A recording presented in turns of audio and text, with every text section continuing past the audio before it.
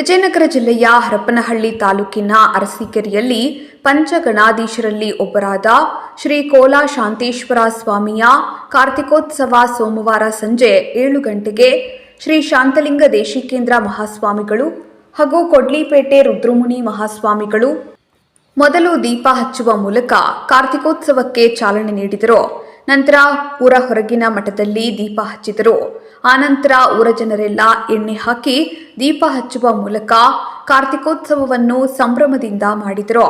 ನಂತರ ಸಂಜೆ ಕಾರ್ತಿಕ ಮೂಡಿಸಿದ ನಂತರ ಸ್ವಾಮಿಗೆ ಮಂಡಕ್ಕಿ, ಕೊಬ್ಬರಿ, ಬೆಲ್ಲ, ಉತ್ತತ್ತಿಯನ್ನು ದೇವರಿಗೆ ಅರ್ಪಿಸಿ ಆ ಪ್ರಸಾದವನ್ನೆಲ್ಲ ಜನರಿಗೆ ಅಲ್ಲಿಯೇ ದೇವಸ್ಥಾನದಲ್ಲಿನ ಜನರಿಗೆ ಕೊಡುತ್ತಾರೆ. ಸೋಮವಾರ ಬೆಳಗ್ಗೆಯಿಂದಲೇ ಜನರು ಸ್ವಾಮಿಯ ದೇವಸ್ಥಾನಕ್ಕೆ ಬಂದು ಹಣ್ಣು, ಕಾಯಿ, ಹೂ, ಹೋಳಿಗೆ, ಎಡೆಯನ್ನು ಅರ್ಪಿಸಿದರು. ಸೋಮವಾರ ರಾತ್ರಿ ಶ್ರೀ ಕೋಲಾ ಶಾಂತೇಶ್ವರ ಸ್ವಾಮಿಯನ್ನು ಹೂವಿನ ಪಲ್ಲಕ್ಕಿಯಲ್ಲಿ ಕೂರಿಸಿಕೊಂಡು ಇಡೀ ರಾತ್ರಿ ಊರಿನ ಪ್ರಮುಖ ಬೀದಿಗಳಲ್ಲಿ ಸಮಾಳ, ನಂದಿಕೋಲು, ಮೇಳ ಹಾಗೂ ವಿವಿಧ ವಾದ್ಯಗಳೊಂದಿಗೆ ಸಂಚರಿಸಿ ಹೋಗಿ ಊರಿನ ಹೊರಗಿನ ಮಠದಲ್ಲಿ ದೇವರ ಹಾಡು, ಭಜನೆ ಮಾಡುತ್ತಾ ಅಲ್ಲಿಯೇ ಜನರೆಲ್ಲ ಇರುತ್ತಾರೆ. ನಂತರ ಮಂಗಳವಾರ ಬೆಳಗ್ಗೆ ಸ್ವಾಮಿಯ ಹೂವಿನ ಪಲ್ಲಕ್ಕಿಯು ಊರ ಹೊರಗಿನ ಮಠದಿಂದ ಪ್ರಮುಖ ಬೀದಿಗಳಲ್ಲಿ ಸಂಚರಿಸಿ ಸ್ವಾಮಿಯನ್ನು ಗುಡಿ ತುಂಬಿಸುತ್ತಾರೆ. ಜೊತೆಗೆ ಇಡೀ ರಾತ್ರಿಯೂ ಶ್ರೀ ಶಾಂತಲಿಂಗ ದೇಶಿಕೇಂದ್ರ ಸ್ವಾಮಿಗಳು ಇರುತ್ತಾರೆ. ಈ ರೀತಿಯಾಗಿ ಅರಸೀಕೆರೆಯಲ್ಲಿ ಕೋಲಾ ಶಾಂತೇಶ್ವರ ಸ್ವಾಮಿಯ ಕಾರ್ತಿಕೋತ್ಸವ ವಿಜೃಂಭಣೆಯಿಂದ ನೆರವೇರಿತು.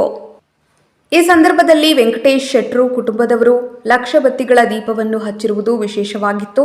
ಈ ಸಂದರ್ಭದಲ್ಲಿ ಮಾಜಿ ಶಾಸಕರಾದ ವೈ ದೇವೇಂದ್ರಪ್ಪ, ಮಾಜಿ ಜಿಲ್ಲಾ ಪಂಚಾಯಿತಿ ಸದಸ್ಯರಾದ ವೈಡಿ ಸುಶೀಲಮ್ಮ, ದೇವೇಂದ್ರಪ್ಪ, ಮಾಜಿ ತಾಲೂಕು ಪಂಚಾಯಿತಿ ಸದಸ್ಯರಾದ ವಿಶಾಲಾಕ್ಷಮ್ಮ, ಬಿಡಿಸಿಸಿ ಬ್ಯಾಂಕ್ ನಿರ್ದೇಶಕ ವೈಡಿ ಅಣ್ಣಪ್ಪ, ಮುಖಂಡರಾದ ಪ್ರಶಾಂತ್ ಪಾಟೀಲ್, ಲಕ್ಷ್ಮೀದೇವಿ ಅಣ್ಣಪ್ಪ, ವೈ ಕೊಟ್ರೇಶ್, ಅಡ್ಡಿ ಚನ್ನವೀರಪ್ಪ, ವೆಂಕಟೇಶ್ ಶೆಟ್ರು, ಶಾಂತಾ ಪಾಟೀಲ್, ವೃಷಭೇಂದ್ರಯ್ಯ, ಎಎಚ್ ಪಂಪಣ್ಣ, ಎಎಚ್ ನಾಗರಾಜಪ್ಪ ಹಾಗೂ ಭಕ್ತಾದಿಗಳು ಹಾಜರಿದ್ದರು. ವರದಿ Mahesh, Arsikere, KS News 24x7.